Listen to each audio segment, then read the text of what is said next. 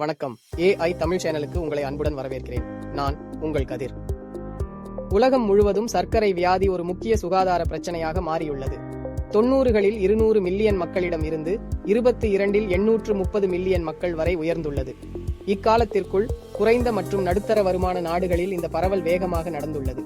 சர்க்கரை நோயின் விரிவான பிரச்சனைகள் பற்றி நாம் உரையாடுவதற்கு இது ஒரு முக்கிய நேரம் என்பதால் அனைவரும் தொடர்ந்து பாருங்கள். சேனலை இதுவரை சப்ஸ்கிரைப் செய்யாதவர்கள் சப்ஸ்கிரைப் செய்து கொள்ளுங்கள். உங்கள் சந்தேகங்களை கமெண்ட் செய்யுங்கள். அடுத்த நிகழ்ச்சியில் அதற்கான தகவல் வழங்கப்படும். இந்நிகழ்ச்சியை வழங்குபவர்கள் கஞ்சகம் உணவு மருத்துவமனை, சேலம் மாவட்டம்.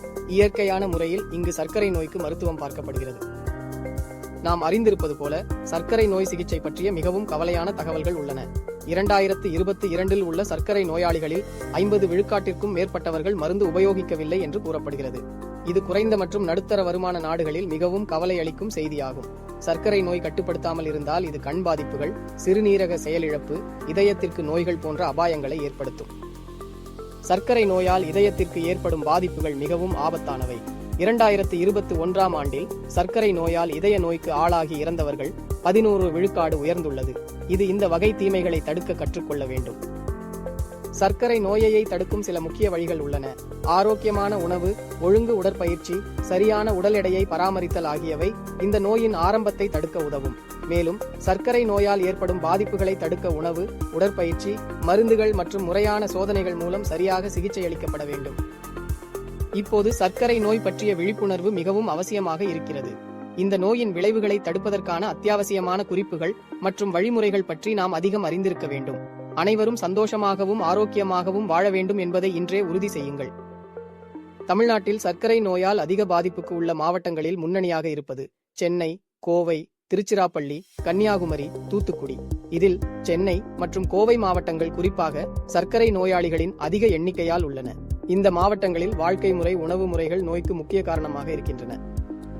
சமீபத்திய கணிப்புகளில் இந்தியாவில் சர்க்கரை நோய் மற்றும் அதற்கு தொடர்பான நோய்களில் உதாரணமாக இதய நோய், பகவாதம் போன்றவற்றில் உயிரிழப்பவர்களின் எண்ணிக்கை உயரும் என கணிக்கப்பட்டுள்ளது. சில ஆய்வுகளில் சர்க்கரை நோய் காரணமாக இந்தியாவில் வருடத்திற்கு 10 முதல் 15 லட்சம் பேர் உயிரிழக்கின்றனர் என்று கூறப்படுகிறது. சர்க்கரை நோயாளிகளுக்கான யோகா ஆசனங்கள் நோயின் கட்டுப்பாட்டுக்கும் உடல் ஆரோக்கியத்தின் மேன்மைக்கும் முக்கியமான பங்கு வகிக்கின்றன. யோகா உடலை மென்மையாக்குவதற்கும் மனதை அமைதியாக்கவும் உதவுகிறது.